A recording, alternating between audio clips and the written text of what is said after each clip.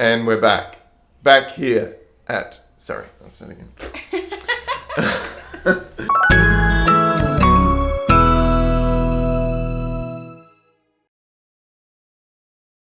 And here we are, having real conversations at Real English Speaker. I'm Nick, your English fluency coach.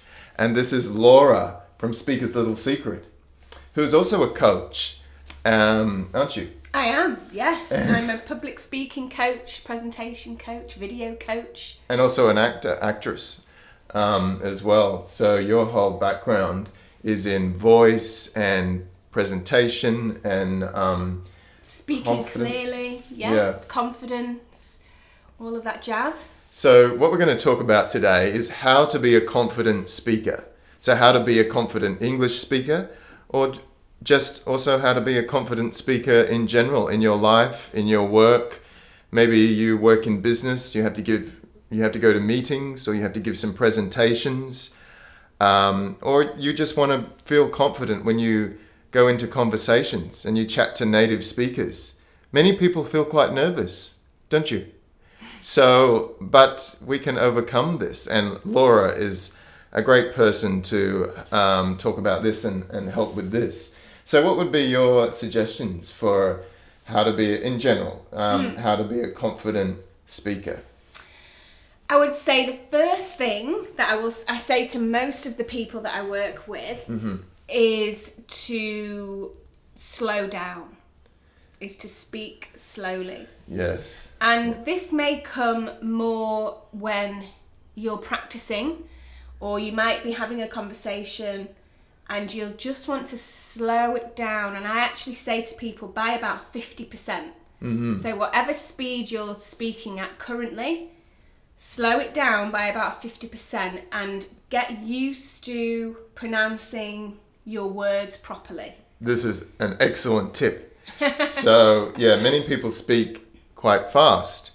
They want to be advanced, higher level really quickly. But if you want to improve your pronunciation, start slowing down first. Yeah. So. And what actually happens when we slow down, it actually allows us to breathe properly. So this is another thing that comes into play when we're talking about confidence, is your breath in general. So what can tend to happen is we'll just breathe shallow breaths into our chest, and we're not using our full capacity down here. And that's a habit that you have to train yourself to be able to do, because we train ourselves out of it. And so especially when you're speaking a different language or a new language, your breath is there to support you to do that. So if you can breathe slowly, so what actually happens, Nick mentioned before that sometimes you might feel nervous. Now that's got everything to do with your breathing. So if you can slow down your speech and slow down with your breathing and really breathe fully into your diaphragm, then you're giving your brain more oxygen. Because when we're only breathing into our chest, we're starving our brain of oxygen, which then means we go into fight and flight, which then means we go into fear and nerves. That's such a good point, such a good tip. And so many of us breathe up here, don't we? And we start to get anxious. And that's what sets off. So there's fight and flight, and Nick may be able to explain a little bit about what that means. Yeah. So fight and flight is a common term. This is like a primal, an instinct that we have as humans, and animals have as well, so you can fight if something happens to you. You are confronted, so somebody wants to fight you or hurt you. We have two options, don't we? We can simply fight with them. We can get aggressive. We can get violent, or we can flight. So that's a noun. We don't say flight, but we call it flight, which means we can leave. We can run off, take off, or do nothing. Just stand there. So Those are the two common responses, aren't they? Yeah. So what happens when we are in fight and flight or fear or nerves, your body is actually releasing a stress hormone into your body to tell you that you're in danger.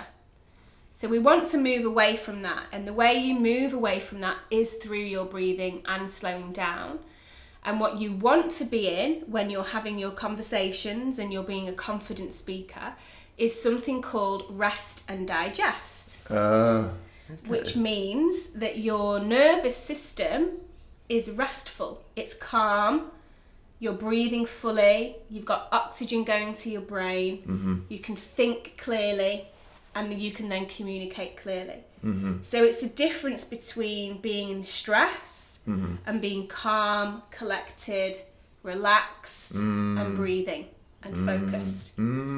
That is such a good point. Rest and digest. And then you can, that also helps with listening as well. So listening is a big part of conversation. Absolutely. So if you really listen to the speakers, then you have time to think about, what you're going to say, and it's true, you do start to feel more confident. Absolutely. I love that you just mentioned listening. Yeah. It's such an important part of it, isn't it? It is. And like as actors, we learn that we have to listen. It's not just about speaking. They say, listen like animals in the forest. I like that. That's a quote from Stella Adler. Wow, so amazing. Stella Adler's a famous acting coach from New York. Yes. And so I didn't know that one though. I'm going to write that down. That is a really great image to have in your mind. Isn't it? And the other thing I was going to mention was in regards to being confident, a confident speaker, is that you'll probably notice when you're learning all of these new fantastic learnings from Nick, is that the focus quite often can be on yourself. Am I saying it right? Am I doing it right? And it becomes about you. If you can switch where your focus is and actually put your focus onto the person that you're speaking to and listening to them, then it takes the pressure off you as well, which then means that you are much more relaxed. So if you can take the focus off yourself being good or right or correct. That is the perfect hot tip. Yeah, because it's not, I often say it's not about trying to get your English perfect. You should just try and make mistakes. That's how we learn. And then you can learn from making the mistakes. So, yeah, exactly. Yeah. I find that works, especially if you are going to do a presentation or you've got to get up and speak in front of a group of people, maybe at work. If you can put your focus on them and ask yourself the question, what is it that they need? Am I listening to what they need? And am I responding in the best way possible? And that will help. So that's really good. So slow down, focus on your breath, and listen. Put your focus on the audience or the listener, the other person. Is there anything else that you like to? There's lots. There's so they're really much. Good ones anyway. Let me think of one more. This is one that I say a lot to the people that I'm working with, and that is, don't take yourself too seriously. Yeah, that's a good one. It doesn't have to be serious. We can be playful. Yeah. You can have fun with what you're doing. Even, it doesn't, as Nick said, it doesn't have to be perfect, but we want to see the real you. We want to see your personality and you being authentic. And I think if we can let those barriers down of being serious, professional, newsreader type, we actually don't want that. We want, as human beings, we want to connect. We want to be able to connect with each other. And a way in which you can connect with people is just by being playful and having fun. Yeah. Laughing at yourself, laughing at others, and seeing how you can let that come into play with what you're doing. And you'll find that if you're relaxed and having fun and enjoying what you're doing, your audience will then feel the same way. Exactly. They'll relax as well. Because Yes. if you are nervous, they feel nervous, We don't pick they? up on We that. pick up on Yeah. it. We pick up on it. So we detect, we see it. So they are great tips from Laura, especially if you're working in business and you've got to use English. You've got to give presentations or lectures, which some of my students need to do.